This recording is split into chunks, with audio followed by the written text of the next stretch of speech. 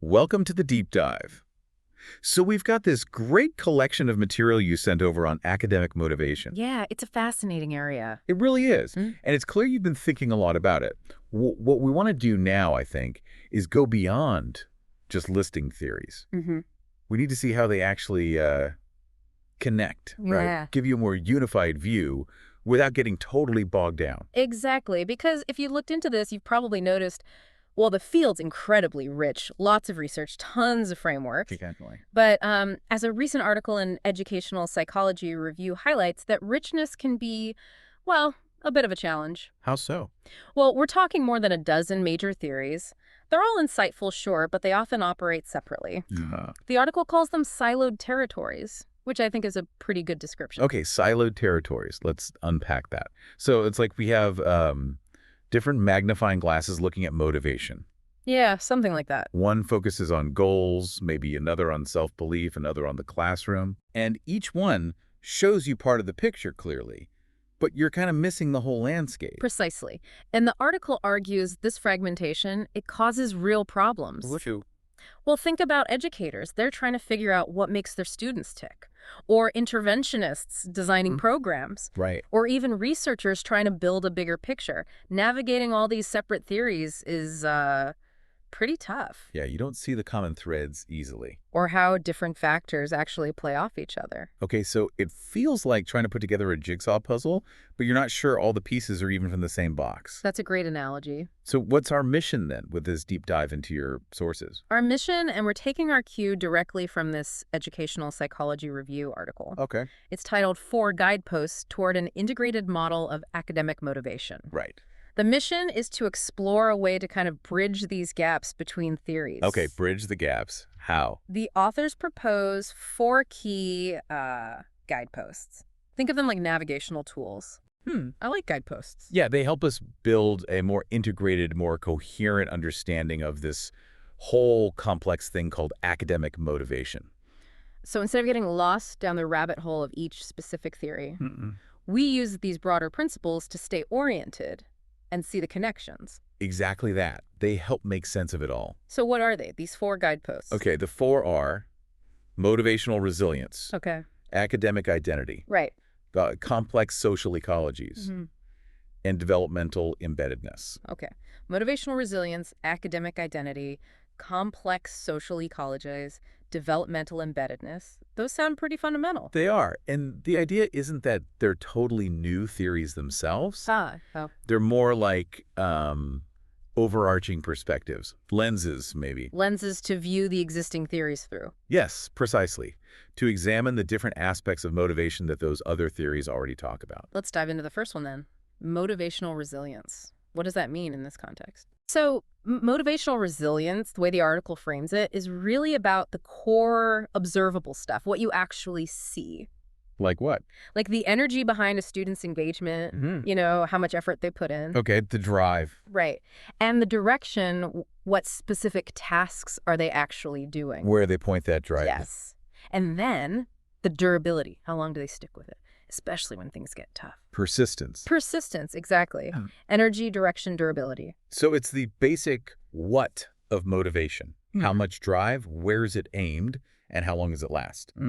That seems like a really logical place to start. It is. And the article suggests that pretty much every motivation theory, you know, in its own way, tries to explain these basic things. How so? Give me an example. Okay, like a theory focused on achievement goals. That might mostly explain the direction part, why a student picks this task over that one. Right. Whereas a theory about self-efficacy, you know, belief in your ability, Right. that might give us more insight into the energy and the durability.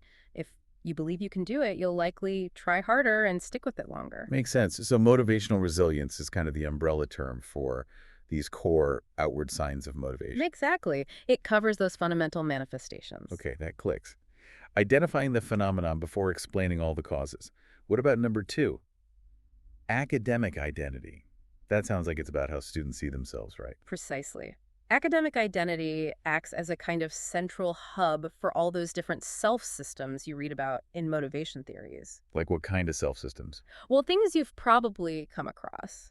like academic self-concept, just your general view of your academic ability, Okay, yeah. or self-efficacy, that belief you can succeed on specific tasks. Right, more specific. And also things like feeling like you belong in the school environment. Belonging, yeah, that's huge. It is. And even the idea of a growth mindset, believing you can actually develop your abilities. Okay, so academic identity sort of gathers all those things together. It's the big picture of me as a learner. That's a really good way to put it. Yeah, The article argues that academic identity is this evolving sense of self as a student, evolving. and Yeah, it's a crucial anchor for motivation. It's about how students come to view themselves.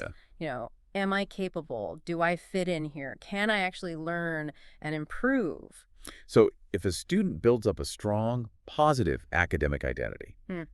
they see themselves as competent, connected, capable of growth. Mm-hmm. That positive self-view is likely to fuel their motivation more broadly, like across different subjects. Absolutely. A well-developed positive academic identity can be a really powerful engine for sustained motivation. Right. It gives them a stable base, makes them more likely to take on challenges, push through setbacks, really invest in learning. That makes a lot of sense. Okay, Guidepost 3, complex social ecologies. That name immediately makes me think, okay, this isn't just internal stuff. Exactly. You got it. This guidepost really stresses that motivation doesn't just happen inside a student's head in a vacuum. Right. It's deeply tied into all the different social contexts they live in. Like the classroom? Definitely the immediate classroom interactions with the teacher, with peers, the tasks they do, Okay. but it also radiates outwards. Think about the wider school culture, Mhm. the influence of their family, even the community they live in. So looking way beyond just the individual student at all these outside forces shaping their motivation. Precisely. And using the term social ecologies really emphasizes how interconnected these layers are. Interconnected how? Well, what's happening at home can absolutely impact how engaged they are in class. Sure. And the overall school climate can shape peer relationships, which then affects motivation too. They're dynamic systems that interact. And the article mentions motivationally relevant features within these ecologies. What are those? Those are the specific things in the environment that can either help or hurt motivation. Like the quality of the teacher-student relationship. Is it supportive, critical, or peer interactions? Are they collaborative, competitive, supportive, undermining? Right. How much autonomy do students feel they have? What resources are available? All those things. Wow. Okay. And the article even mentions bigger systems, like the links between home and school, or even broad cultural values about education. This really drives home just how many different things can feed into or drain a student's motivation. Mm. It's much broader than just thinking about individual drives. It is, and it highlights that students are actively navigating these complex social worlds. Right. Their motivation is constantly being shaped by these interactions and experiences. Okay, that leads us to the last one, number 4. Developmental embeddedness. This sounds like motivation isn't fixed. It changes as kids grow up. That's the core idea, yeah. Yeah. Developmental embeddedness is a reminder that academic motivation isn't some static thing a student just has or doesn't have. It's dynamic. It's a process. It unfolds and changes over time. As students develop, their interests shift, their goals for academics or careers start to form. Their values might change. Exactly. Their values evolve, their whole sense of themselves as learners matures as they go through different developmental stages. So, what gets a little kid in elementary school excited about learning might be totally different from what motivates a high school senior thinking about their future. Absolutely. Their thinking skills develop, their social lives get more complex, their understanding of long-term goals gets clearer. All these developmental changes really influence what drives their engagement in school. And this guidepost pushes us to think about how the different motivation theories handle these changes over time. Yes, or maybe where they need to pay more attention to these developmental shifts. Right. The article really stresses understanding that developmental arc. Like, how does a student's belief in their math ability change from first grade to 10th grade? Or how do their goals shift when school gets harder? Exactly. Developmental embeddedness adds that crucial time dimension to the whole picture. Okay, so these 4 guideposts, motivational resilience, academic identity, complex social ecologies, and developmental embeddedness, they aren't meant to be new theories fighting with the old ones. Yeah, not at all. They're more like Okay. a way to organize everything, to see how the existing theories fit together in a bigger structure. That's the critical takeaway. Yeah. The goal isn't to throw out decades of valuable motivation research. Mhm. It's more about providing a structure, maybe a common language, a shared set of things to consider. That lets us see the bigger picture. Exactly, to understand the multifaceted nature of motivation in a more integrated way. Okay, I think I'm really starting to see the value here. Instead of feeling like you're just swimming in this sea of separate ideas, Yeah. you've got this like conceptual map to navigate the whole area. Precisely, that's the goal. Using these guideposts, educators could maybe design more holistic teaching practices. Well, addressing not just the immediate energy and direction, the resilience part, but also nurturing that sense of academic self, considering the social environment, and being aware of developmental changes. And interventionists could design better programs. Maybe more targeted, more impactful ones, yeah, by looking at all these levels. We're researchers. They could spot overlaps, maybe see synergies between different theories they hadn't seen before, leading to a richer understanding overall. And for you, the listener who's been digging into this stuff, Yeah. this framework gives a clearer, maybe more digestible picture of a really complex field. Like getting the key to unlock how all the different pieces you've been reading about actually connect. Exactly. It's about sparking those aha moments. Yeah. Where you suddenly see how things fit. You start to understand why, say, one strategy works great in one class but not another. Or with one student but not the next. Right. Or why a student might be super motivated in science but really struggle to engage in history. Okay, so quick recap then. Motivational resilience, Mm-hmm. core energy, direction, persistence, Yeah. academic identity, Yeah. how students see themselves as learners, self-beliefs, belonging, Got it. complex social ecologies, Mm. the whole web of social and environmental influences, Mm. and developmental embeddedness. Mm.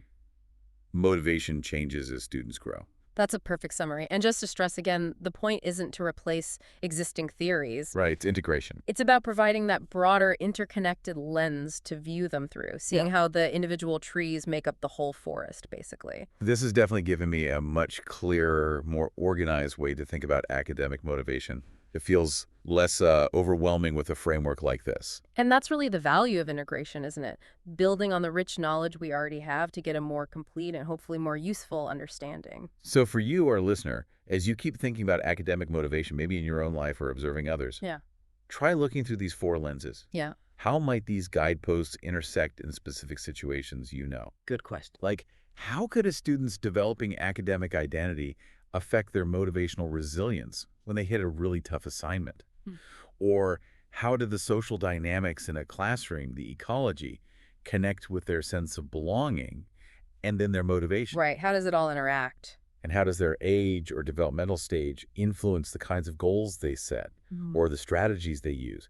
Thinking about these connections, that could offer some really valuable insights. Absolutely. It helps understand the complex dynamics behind learning. Yeah, this integrated model seems to give a fuller picture, not just what motivates, but how all these different things interact over time and in different places to shape that motivation. And it suggests, that our understanding is still growing, and this kind of framework could lead to even better educational approaches in the future.